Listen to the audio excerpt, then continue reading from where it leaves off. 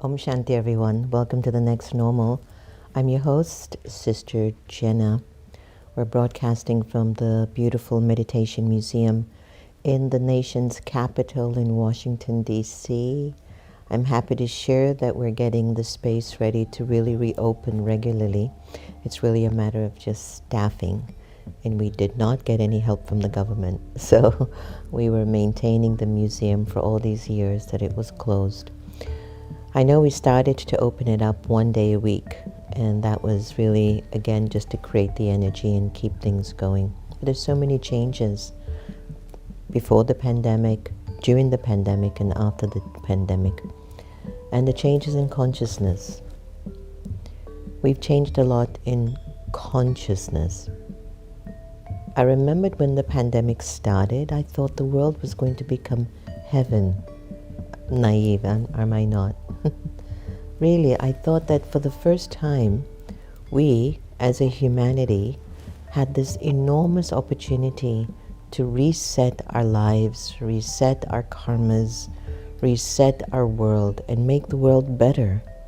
That we would have had this time to ourselves, you know? We were not going out, we were not wasting a lot of energy here and there. We were in solitude, we were in our spaces, maybe with the people we love and maybe with the people we didn't care too much about, but we had that time.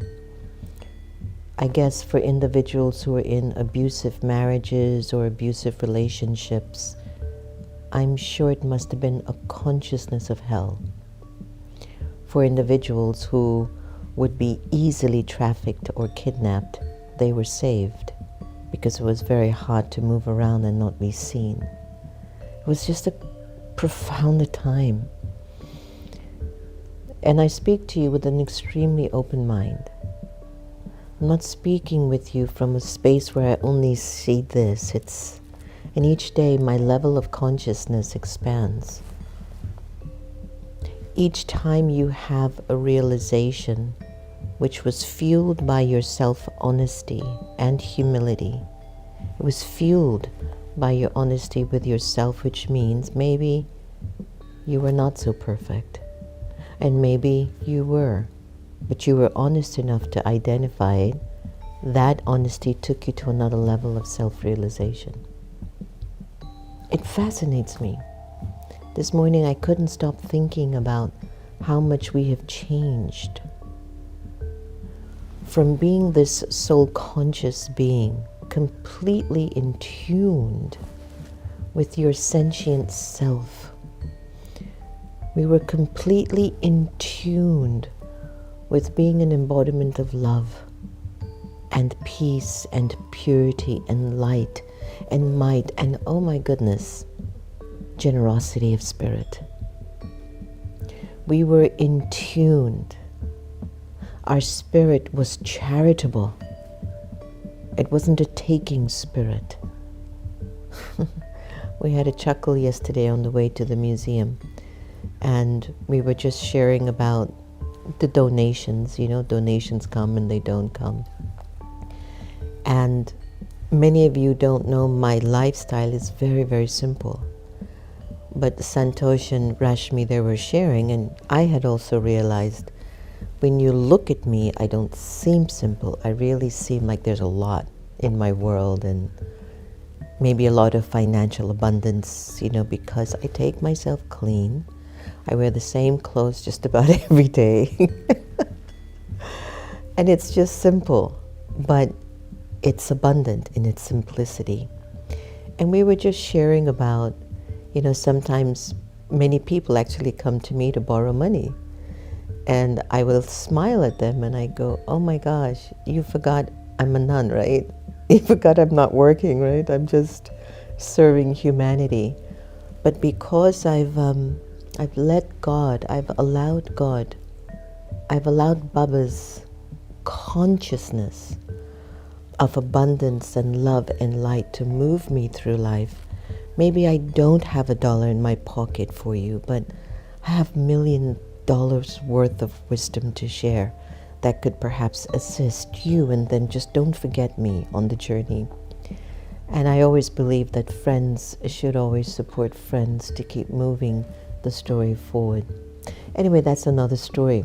But I'm sharing that how people can look at you with a certain consciousness, and some of it is valid, but also how am I living in my consciousness and what level am I? When I was first coming into my spiritual awakening, I was doing my thing, working, hustling, paying the mortgage, paying the cars, insurance, shopping, dressing, matching the brands, making sure I look good. For whatever reason back then, I don't even remember, it's been so long. But I think we just look good to impress. We dressed to impress in those days. My consciousness was focused on the ground level where I could see everything and decide or compare or compete. Okay, I want that. Yeah, that looks good. How can I get that too? That was where my consciousness was. It was tit for tat. There's a building in New York City. I think it's new. It's called the Pencil. My goodness, that thing is so high. Don't even ask. But there's also a friend of mine. She lives in this high-rise building as well. And apparently her apartment is the only one with a veranda, with a porch, with a balcony. And when we were there last time for the International Day for Peace, and we walked from our hotel at Intercontinental to her home. Might have been an 8-minute walk. So as we were walking, the smells, the sounds, the people, there were two guys arguing as MAGA people about immigrants, and I was like, wow, they're still there. And then I was trying to stop a few people to ask for directions. It was four or five of us walking together. But we're just focusing on that. I got into her building, and the energy started to change. And I was observing of the consciousness. I was like, wow. It was such a different energy here. And it reminded me when I was in my 20s, this is how life felt. It was noisy, it was distracting. The consciousness had a little bit of fear. I had to deal with a lot of things that I might not have wanted. Hearing people speaking improper words about another child of God. And things like that were going on, right? And as she took me up, I think we went up to the 50th floor of her building. I think she's on the 51st floor. And you come into her beautiful apartment and you walk out on the balcony. I didn't see anything that I saw on the ground level. What's your level of consciousness like now in your life?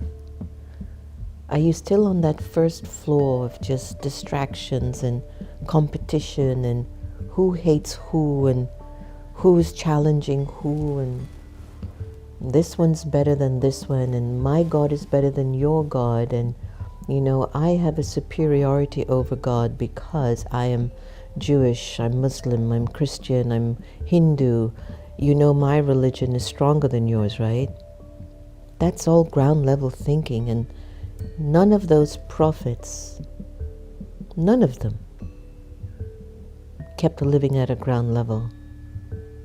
And maybe that's the issue. Many of the folks that have been following their teachings have not gone to the level that they had experienced God's light, God's wisdom, God's love, God's message. This energy of consciousness is the way you think, the way you interpret things, the way you see. You can determine how you want to view yourself just from consciousness. I might tell you, I'm Jamaican Indian, look out.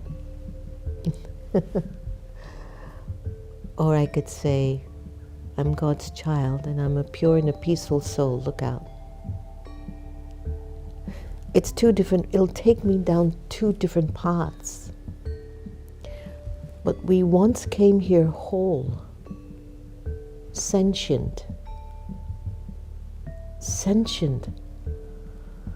We were living from feelings that were inside of us that were so divine and pure. We were whole. And there was so much power in the way we thought and in the choices we made.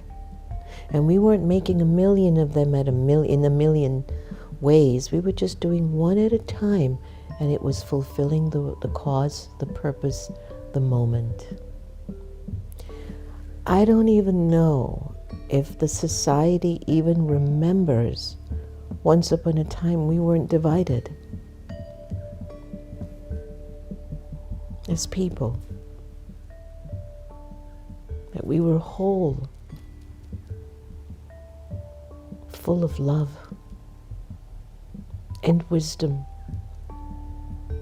and sweetness and power. There's a power in being whole than being split. And once the consciousness that was once whole, which was the highest level that we could exist from, we call that the time of the golden age in the Brahma Kumaris. We call it when it's the deity religion, when every human being on the planet was an embodiment of self-esteem and self-worth. Hindus look at it completely different. But it's when we were filled with those qualities, you were a deity, a walking, living example of God's grace and God's beauty on the planet. We were whole. We were whole. You were whole. You had no fear, no insecurities, no jealousy, no anger, no competition, no insecurity. You were whole. You were God's perfect creation. You were Baba's child, completely full. Can you remotely try to remember that level of consciousness that you once came from? You were whole.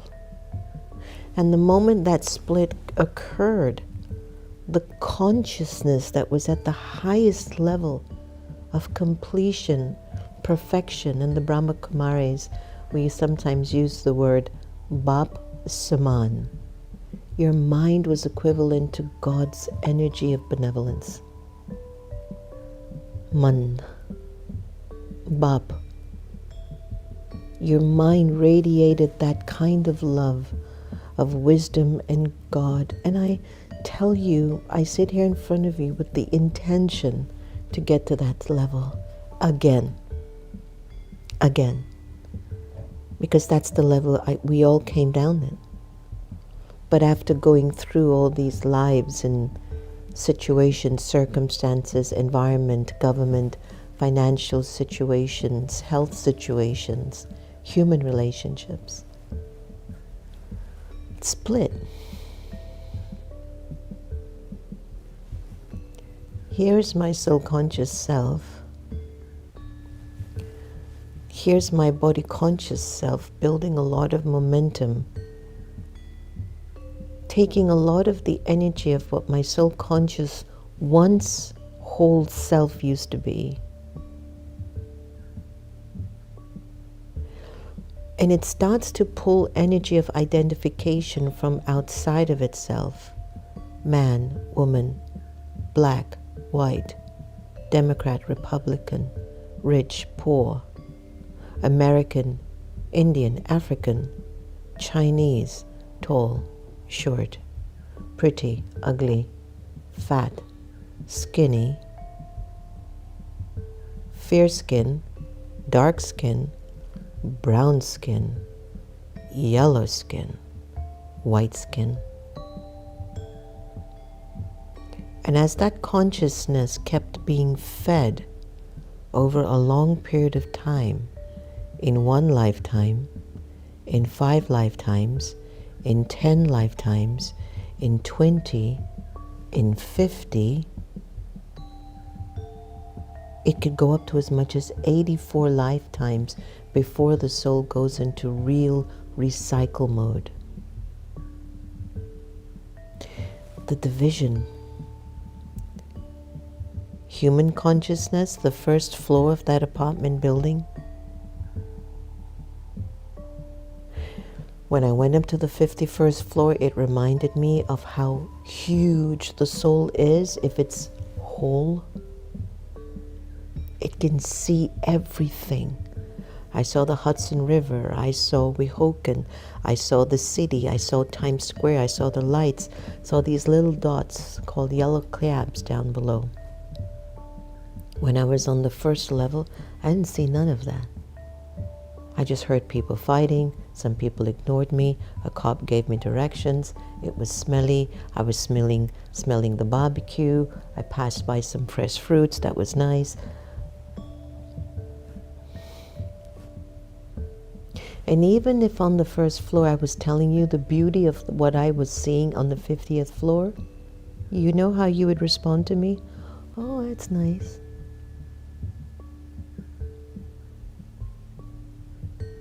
And when I tell you and I take you up there and you see what I see, you'd be like, wow, I would love to live like that. And so are you willing to raise your consciousness? Because the higher you and I raise our consciousness, our thinking capacity, the greater our value. And the greater the world has to value you. So many of us are living on ground level, but we expect the world to give us a great deal of attention and value. I've seen it in my own Brahma Kumari and Kumar community. We're so quiet. We're doing the work. Hardly the world recognizes it in a sense, because we're walking with our own self-value. We don't need the world to acknowledge it, but the world needs to see people with values in order to be inspired, to recognize, I can do that too. And it all begins with your consciousness, the way you see yourself. The way you think about yourself will project in the way you think about other people.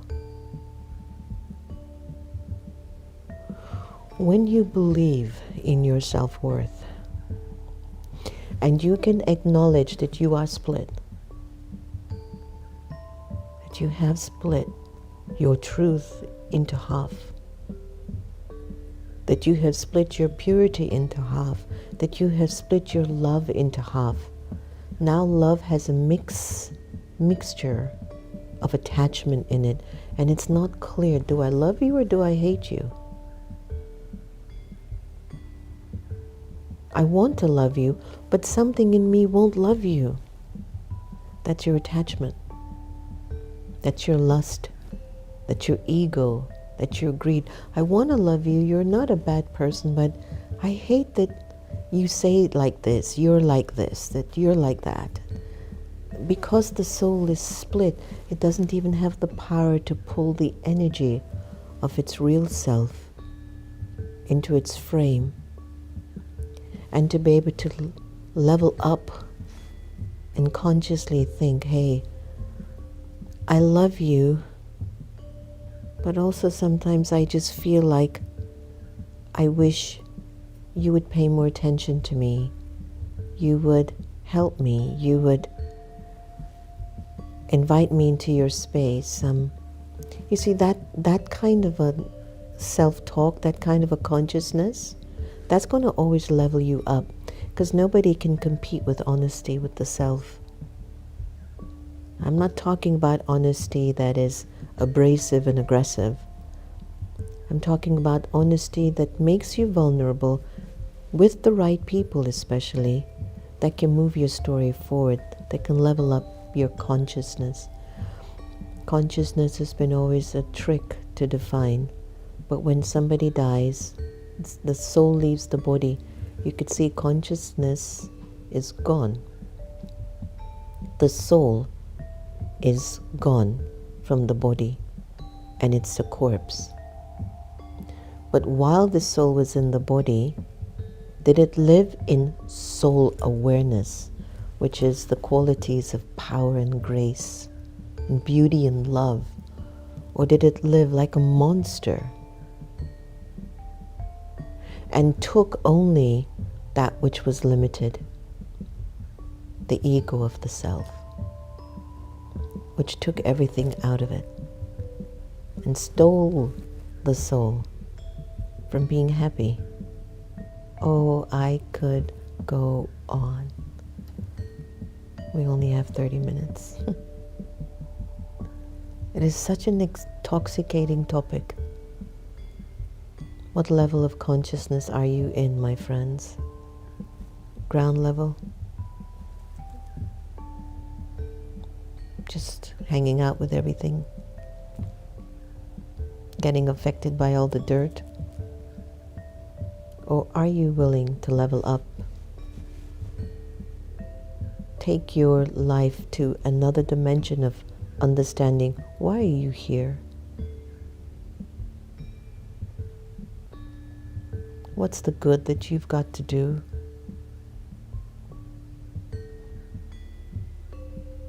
Are you ready for God to fuel you and move you forward?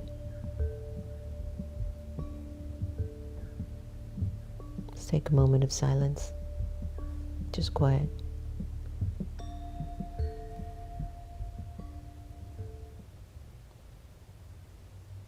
Think about that question.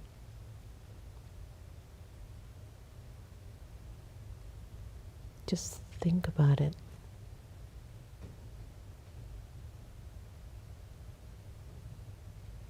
Where are you on the inside?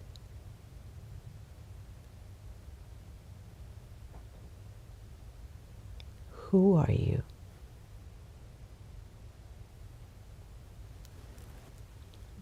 Divided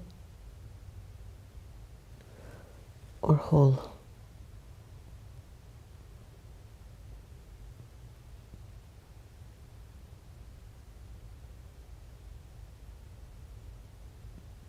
When you're whole, things work easier for you.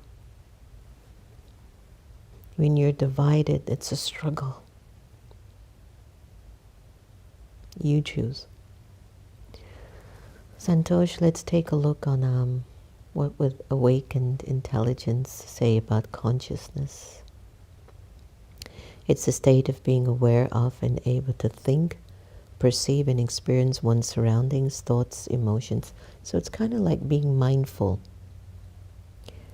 It's an awakened state. It encompasses both the subjective experience of awareness and the ability to reflect on one's internal states and external environment. Consciousness allows individuals to process sensory information, make decisions and form memories. Philosophically, consciousness is often described as the quality or state of being self-aware, with different theories attempting to explain its nature. Some focus on the biological and neurological mechanisms in the brain, while others consider consciousness in more abstract, existential, or spiritual terms. In spirituality, consciousness is sometimes seen as a deeper, interconnected essence of existence, beyond just the mind, involving higher states of awareness or enlightenment. That's wonderful. I totally agree with that. Let's go to the Sister Gita effect, who is living in a high consciousness in her new incarnation.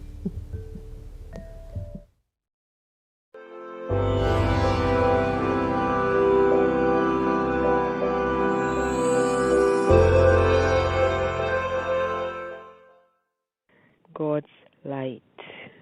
Many religions believe that God is light. The wisdom of God is also light. And those who study it become light and easy. Who made this light? God, from his own state of eternal enlightenment. God, being of light, makes the world around him light, chasing away the darkness of ignorance. Light spreads from God through his studious children into the whole world. Others receive this light when they see the practical proof of it in the lives of his effort-making children. God gives this light from above for this service. The ones who catch it and share it will be happy, no matter how little may be received in return from humans. All are children of this being of light, and this being is sending light to everyone. How open and ready am I? Have a day full of reflections and lightness. Om Shanti is a greeting of peace. Thank you.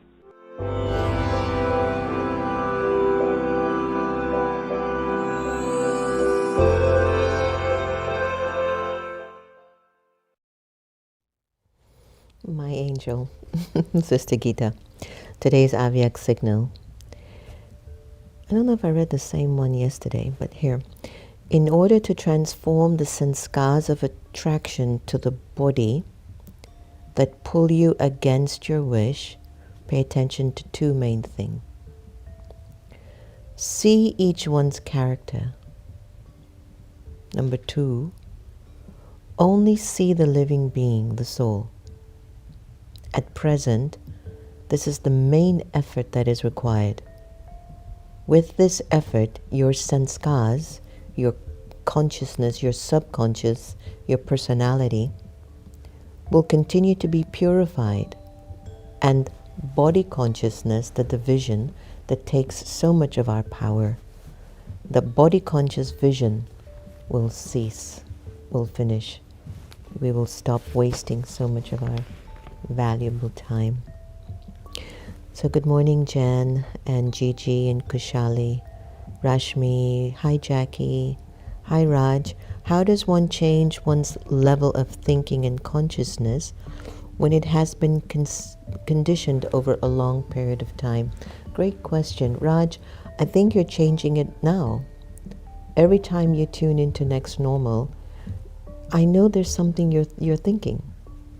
You're raising the vibration, so consciousness is changing, and over a long period of time you will see the benefit of watching the show regularly and how something in you changes. And even when you miss the show for a week, you'll see how your energy shifted, because every day you're positively integrating something good in your life. It is shifting. So I believe, Raj, my belief, you've already started that. Rocky, hi, Rocky Kurana. Please take up the topic of jealousy. Even after having everything, jealousy creeps in a subtle way, which ultimately leads to hatred. Rocky, I'll definitely take it up tomorrow for you. Hi, Kailash. Hi, Anil. Raj, beautifully put. Our energy of consciousness is critical to how we view ourselves and others. Ranju, Randy, certified. Joanne. Hi, Lily. Nice to see you. Hi, Lilawati. I hope your husband's doing better. Sonia C. Nice to see you. Azuri. Darlene Attard. So grateful for these morning sessions. Thank you, Darlene. I'm so happy to hear that. Tulasi, Samantha, Christina, Banu, Dinesh, Copley. Hi, Shobha. Hi, Janapfi. Friends, blessings from Jane. Oh, hi, Jane. Blessings in New Jersey. Beautiful. Indu and Yukti. Divya Baba. Good morning. You're welcome, Raj. Hi, Usha Ji. Who's Usha Ji? Everyone has all these alias names on your program. It's so cute. I know nowadays you have to be so careful. You don't know what people are going to do, think, take your information, take your voice, put it on somebody else's body. And that's why deep interior honesty is so vital, so vital.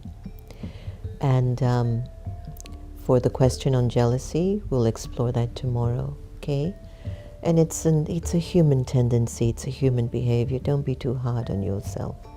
But there's something inside of you that you need to develop your own value and worth. Trust me, you're good. And you're going to be better. Yes, if you're not happy with somebody else's life, or you feel like somebody has it better than you and you hate them for that, or you dislike them for that, just know that it's destroying you. And that you have to stop. Everyone is entitled to whoever and whatever their role and their fortune is. And yes, there are times I would love to have what somebody else has, but the universe is cyclical and life is cyclical. If I have a desire for it, it'll come. Maybe not right now, or maybe not in this incarnation, but if I have a pure desire for it and I've put energy to it, it will come eventually for me. No pure thought is wasted. Thanks everybody for joining us today on The Next Normal. We love you and we really want the best for you. Maybe because we want it for ourselves.